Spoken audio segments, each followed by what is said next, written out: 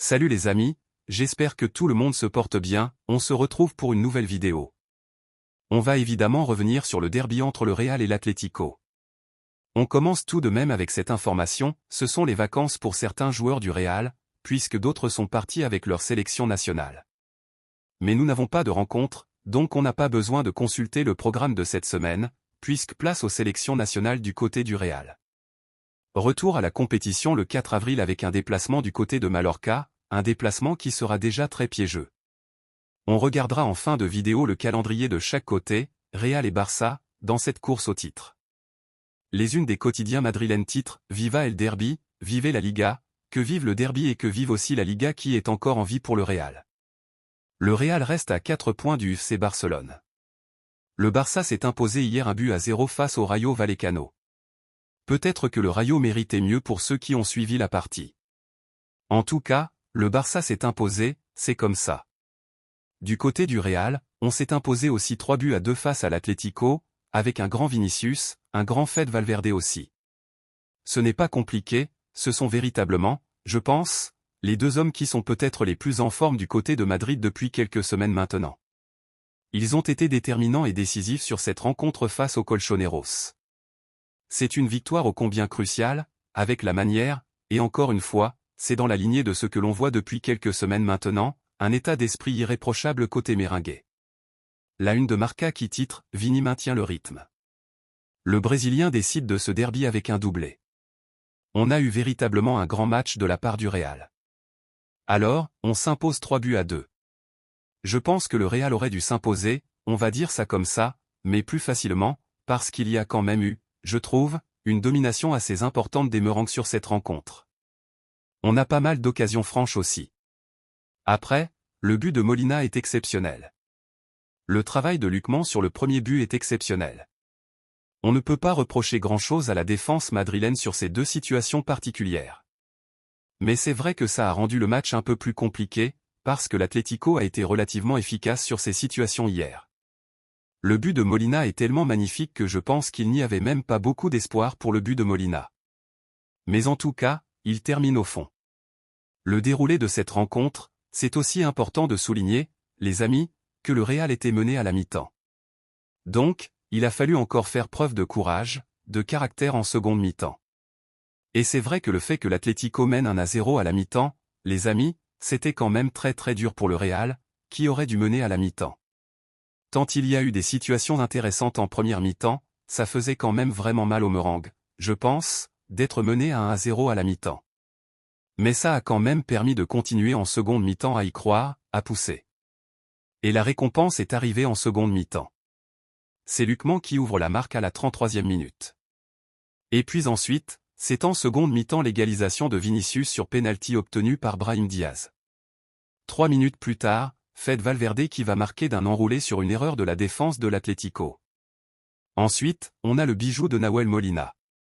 Il faut bien l'avouer, le but de Molina est exceptionnel, il est magnifique. Et puis ensuite, 72e, très beau but aussi du côté du Real dans la construction. Le but de Vinicius sur le service de Trent Alexander-Arnold qui venait d'entrer en jeu quelques minutes auparavant. Avec là aussi, il faut le souligner, l'appel de Kylian Mbappé qui permet justement de libérer cet espace. Vinicius arrive enroulé, magnifique but. 77e, carton rouge que je trouve vraiment très sévère à l'encontre de Fede Valverde. C'est une mauvaise nouvelle évidemment puisque Fede sera suspendu. On verra bien, la commission de discipline rendra son verdict dans quelques jours. Mais la suspension devrait osciller entre un match ou 2 matchs pour Fede Valverde. C'est une mauvaise nouvelle quand on voit la forme de l'Uruguayen. Le classement les amis de la Liga. Après ces 29 journées, il reste 9 matchs de championnat. Le Barça avec 73 points, le Real avec 69 points. Ensuite Villarreal, l'Atlético, le Betis. Vous pouvez faire un petit arrêt sur un match si vous voulez suivre aussi un petit peu ce qui se passe en bas de tableau. Puisque le prochain déplacement des merengues, c'est ici les amis, chez une équipe qui est relégable.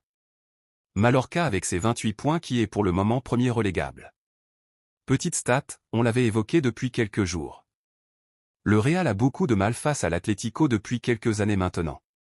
C'est la première victoire des merengues lors d'un derby depuis 2022. C'est une victoire ô combien importante et une victoire significative face aux voisins de l'Atlético. Le Real a enfin battu l'Atlético en Liga, 1281 jours plus tard. Après 6 matchs, 4 nuls et 2 défaites, enfin la série est terminée. Malgré les meilleurs efforts de la Liga hier. Je pense que le carton rouge de Fede Valverde est très difficile à avaler. Je pense que c'est jaune, rouge ça me semble très sévère. Cette situation je pense sera revue d'ici à quelques jours. J'aimerais que le carton soit annulé. Je pense que ça n'arrivera pas les amis. Hier encore une fois l'arbitrage a été assez surprenant. Du côté du Real on n'a quasiment pas commis de faute sur cette rencontre. Je crois qu'on a un rouge et un jaune du côté de l'Atlético. 4 jaunes ont été distribués alors qu'il y a eu beaucoup plus de fautes. C'est comme ça en tout cas le Real a mis tous les ingrédients. Il a mis beaucoup d'envie hier pour nous offrir un match qui nous fasse vibrer. Ce qui est quand même important les amis. Un match où on voit véritablement une équipe qui a faim, qui a envie. C'est ce que l'on voit depuis quelques semaines. Il faut souligner le travail d'Álvaro Arbeloa. De réinstaller une confiance avec ses joueurs. Confiance qui a été ébranlée avec tout ce qui s'est passé sur la fin de Xavi Alonso. Tout ce qu'Álvaro Arbeloa a réussi à mettre en place depuis 2 mois et demi maintenant. C'est tout à son crédit. Félicitations à lui. On peut le souligner aussi les amis. En l'espace de 2 mois et demi pour sa première expérience au plus haut niveau. Álvaro Arbeloa a battu José Mourinho, Pep Guardiola et Diego Simeone. Ensuite quelques petites statistiques les amis. L'efficacité de certains madrilènes et surtout le rendement des Merengues. Vini avec Xavi Alonso c'est 6 buts en 27 matchs. Vini avec Álvaro Arbeloa 11 buts en 16 matchs. Valverde sous Xavi Alonso 1 but en 25 matchs. Valverde sous Álvaro Arbeloa 7 buts en 17 matchs. Exceptionnel. On rappelle aussi que Fede Valverde a joué beaucoup sur la première partie de saison en tant que latéral droit. Malheureusement il y avait trop de pépins physiques. Évidemment c'est plus compliqué de marquer quand tu es latéral que quand tu es milieu de terrain comme l'est Fede à l'heure actuelle. Mais ces statistiques sont tout de même parlantes les amis. On l'a déjà dit et répété la confiance. La confiance très importante pour ce genre de joueur. Álvaro Arbeloa a réussi sa mission qui était la mission première pour lui lorsqu'il est arrivé. C'est-à-dire regagner la confiance de ses hommes et surtout leur donner de l'amour tout simplement. Et ça se retranscrit sur le terrain. Vous pouvez revoir les images. Les amis. Je les ai revus à plusieurs reprises. Pour moi. Il y a une faute. De là à mettre un rouge. Je ne suis pas d'accord. Je pense que c'est carton jaune. L'arbitre a eu une interprétation différente. Ce n'est pas la première fois. Ce ne sera pas la dernière fois. Le Real Madrid TV nous dit. Le carton rouge de Fede Valverde. C'est un scandale. C'est une honte. Si vous vous rappelez de ce qu'il s'est passé du côté d'Osasuna, nous arrivons à comprendre pourquoi la VAR n'a pas appelé l'arbitre. Ensuite, Fede Valverde. Il pourrait être suspendu. Dans son rapport, l'arbitre de la rencontre a écrit. Il y avait un coup. Sans que le joueur ne soit pas à distance. C'est volontaire. Selon l'arbitre. Ce n'est pas le fait.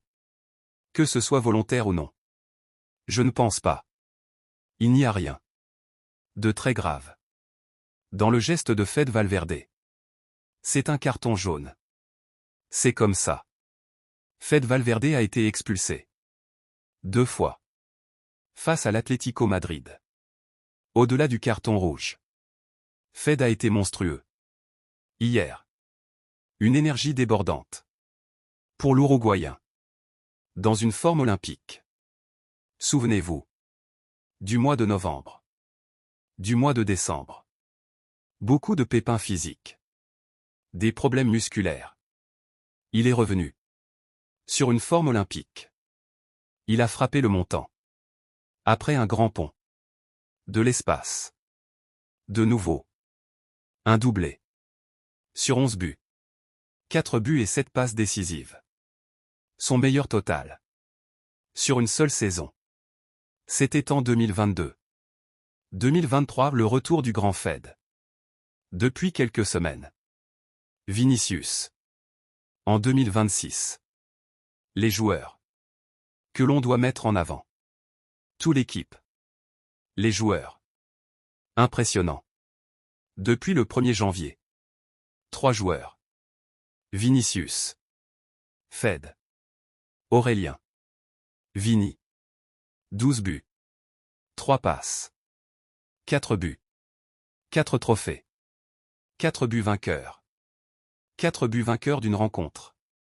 Comme hier. Il marque le but du 3-2. Le meilleur buteur du Real. En 2026. Le retour du grand Vinicius. Vini. J'espère que tout le monde reviendra. De la trêve internationale. Sans blessure. On le sait. Le Real a très peu de chance. En ce qui concerne les blessures. Il n'y a pas que la chance. Il y a l'aspect physique. On est malchanceux du côté du Real. Depuis 2 ans. Des joueurs sont revenus de trêve internationale. En étant touchés. On espère que tout le monde reviendra. En pleine forme. Dans 10 jours. Pour le sprint final. C'est dommage qu'il y ait cette trêve internationale. On était sur une très bonne dynamique. On espère revenir. Sans blessure. Pour la fin de saison. La partie la plus importante. On a 2 mois du côté du Real.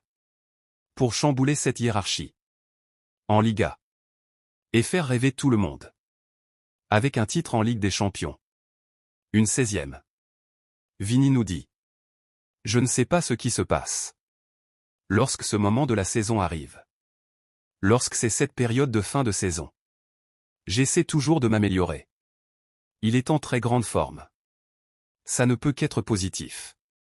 C'est ce que l'on souhaite. Que le Real surfe sur cette dynamique. Dans une grosse dizaine de jours. Jusqu'en fin de saison. Dani Carvajal. Qui avait été sifflé par le Bernabéu. Il y a quelques semaines. Lorsque ses prestations étaient décevantes. C'est une bonne nouvelle. Que les fans du Real soient très exigeants. Ça montre à quel point ils ont des standards très hauts. Et qu'ils attendent de grandes choses. De ma part. Je ne saurais pas l'expliquer. Mais j'ai une alchimie.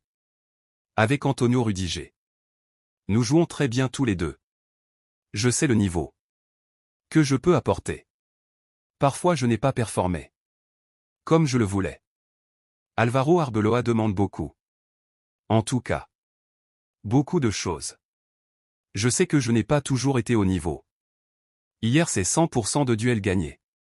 94% de passes réussies. 7% dégagement. Il n'a jamais été dribblé. Étage 7 longs ballons complétés. Par Dani Carvajal. En ce qui concerne Arda Güler. 97% de passes réussies. 3 longs ballons réussis. 2 opportunités créées.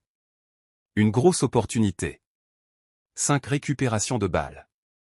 C'est important de souligner ça. 5 récupérations de balles. Chez le jeune espoir turc. Que l'on a souvent critiqué.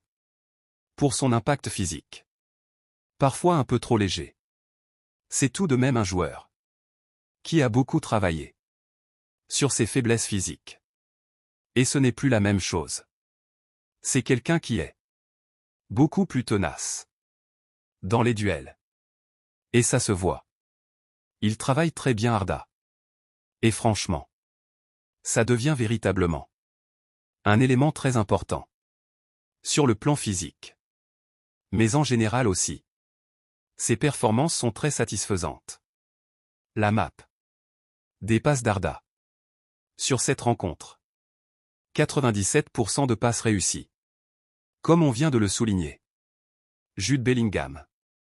Qui a joué une petite vingtaine de minutes. On verra s'il aura lui aussi. Comme Kylian Mbappé. Du temps de jeu avec la sélection anglaise. Fed et Vini trouvent toujours. Une manière d'élever leur niveau. Dans les moments difficiles. Ils ont aidé tout le monde. Lorsqu'il y avait des blessures. Fed. C'est un exemple.